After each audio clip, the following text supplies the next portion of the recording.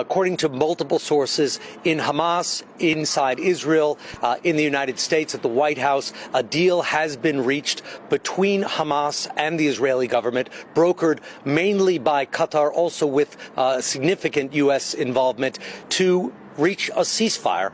This would be a gradual deal that would see fighting initially slow down and eventually stop in Gaza in exchange for the release of hostages who've been held by Hamas for about 15 months now.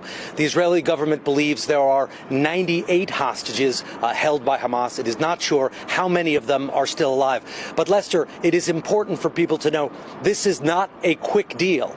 Even though there is this agreement, according to multiple sources, first of all, there has been no official statement. We are expecting that perhaps tonight, perhaps in the next few hours, and then the deal will have to be rolled out. It begins with a period of calm to build trust, and then Hamas will release hostages in batches. It is talking about releasing them 3 at a time initially.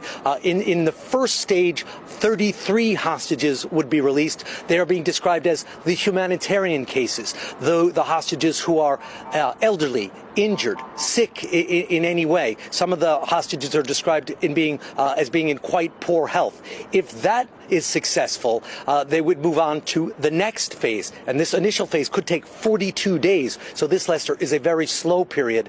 The next phase, if the first phase is successful, would see Hamas released all of the remaining hostages, including soldiers and military-aged males.